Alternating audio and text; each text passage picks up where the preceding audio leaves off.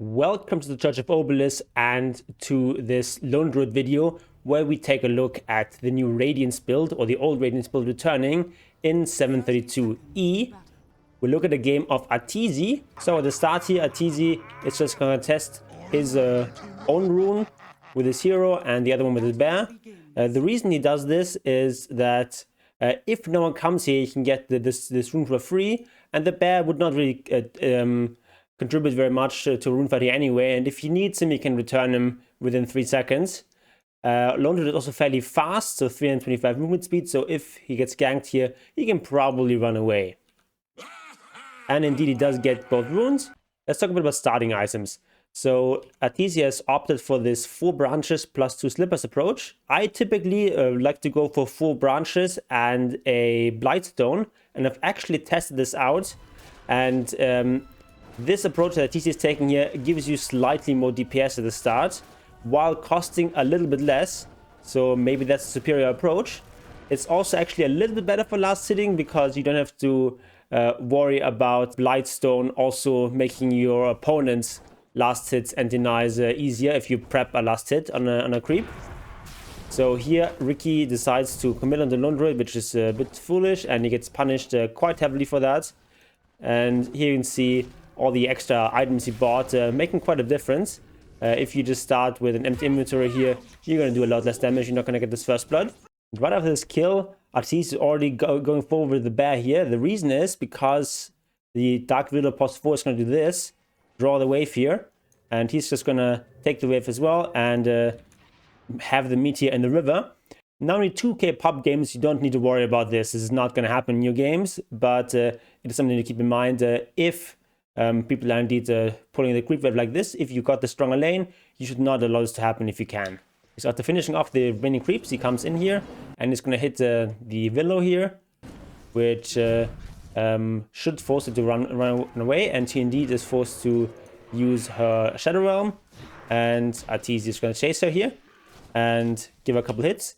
But now he's going to go down here, which is probably a mistake, because then he's going to be downhill against the willow, and he's already at kind of low HP, so he's going to take a lot of damage from this willow, and he's just going to commit onto this Ricky, who's fairly tanky. He's got 6 armor, whereas the willow is much squishier, so probably should have just stayed up here and hit the willow until she retreats.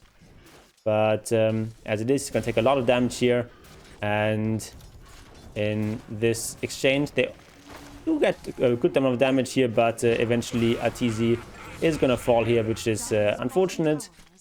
It's also partly because he had no tangos. Lich could have shared him a tango already. So in your games, probably best to just buy a tango. As in lower level games, you're probably not going to get tango shared, or not enough tango shared, so just buy your own tango. But here in this case, he does get a return kill, so that's fine.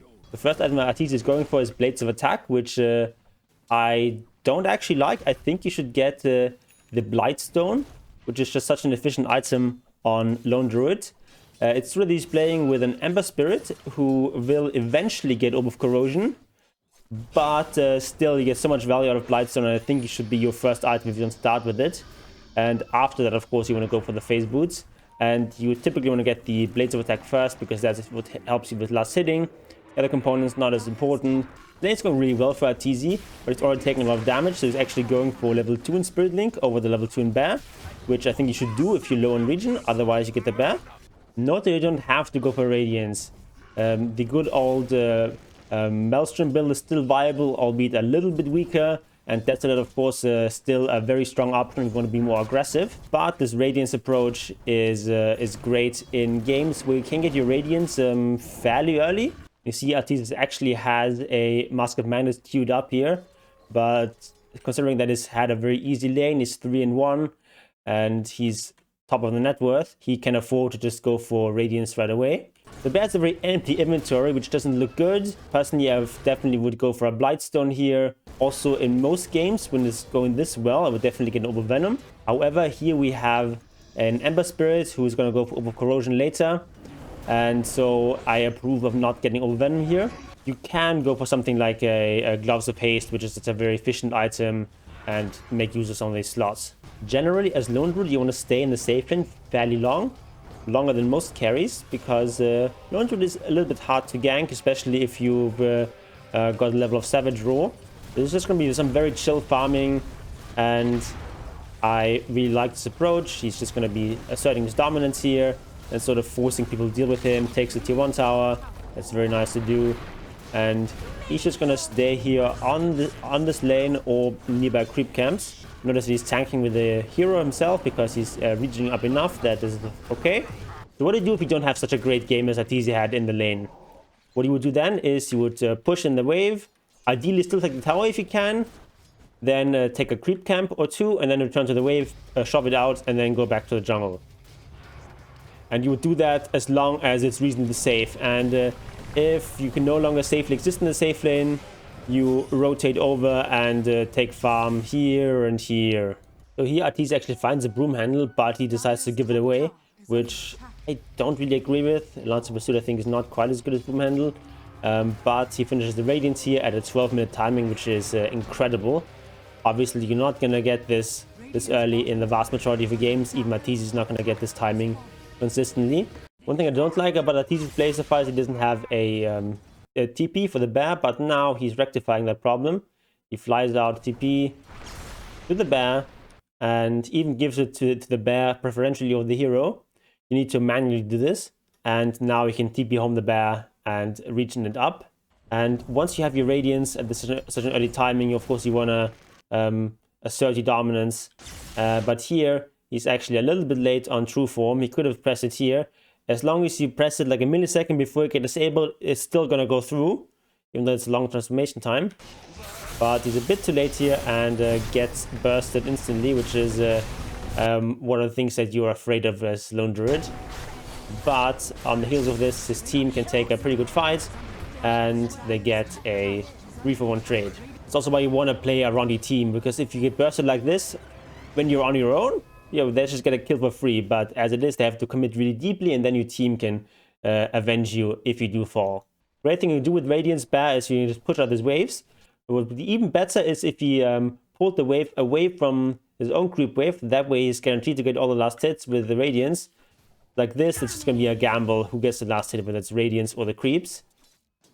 After getting his Radiance, he went for boots on the hero, which I think is very good timing. You don't need boots at the start, it's going to slow you down, but eventually you want it to keep up with the bear.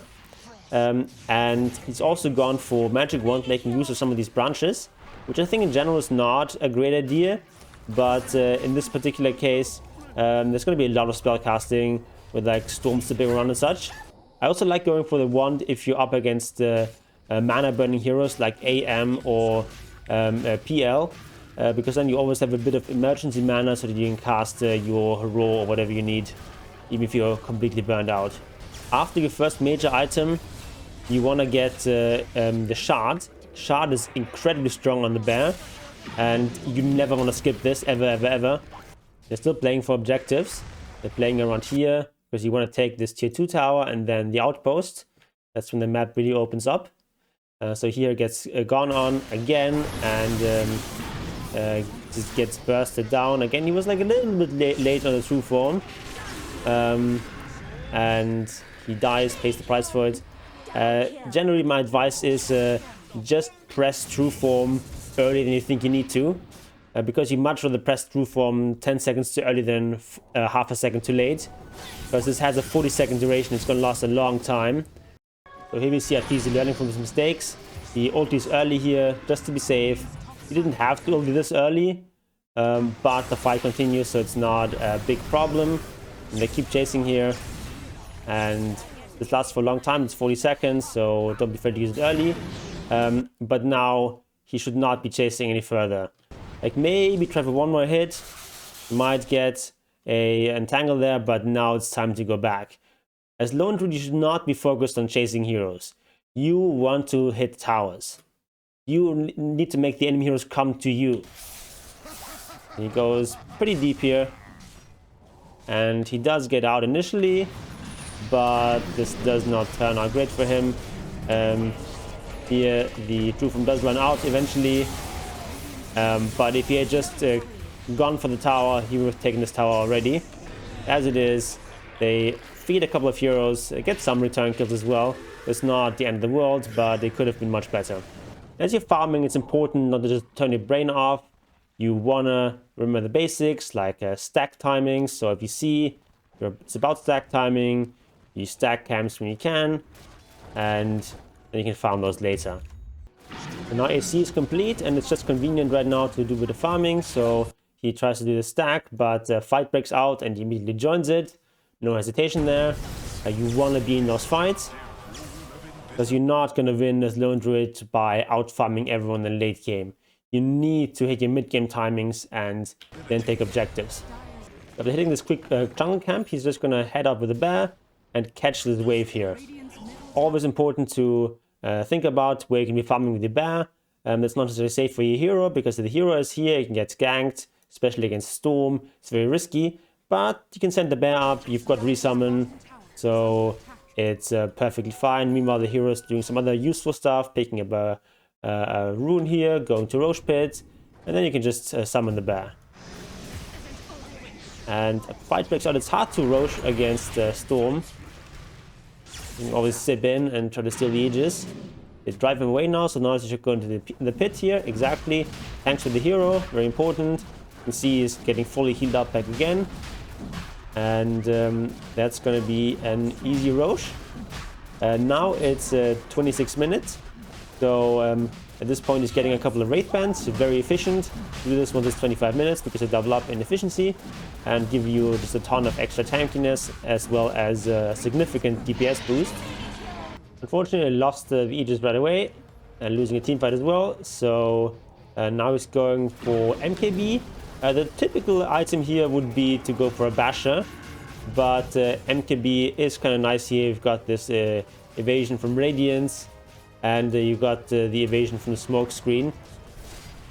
So eventually they take another good fight here and has to resummon the bear, but Red King also lost the first life.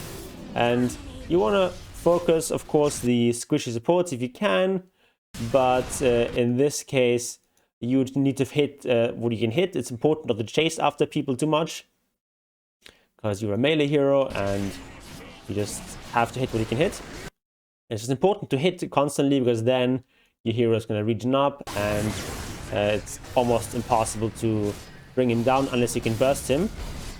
And here they cannot, so use the fear very intelligently here, and that is going to be pretty much all she wrote for this. Lone Druid, of course, is very good at finishing out games, so this is going to end here soon, and they're going to take out lots of objectives. So if you want to try Lone Druid, I think it's quite strong in the current patch. You can still go for the Desolator or Maelstrom build, but I think Radiance is really strong right now and good on especially carry Lone Druid, but also can be good on mid Lone Druid. So give it a try in your games, and let me know if you want to see more Lone Druid content in the future. And before you go, click on one of the videos here on the screen, and all is willing, I will see you there.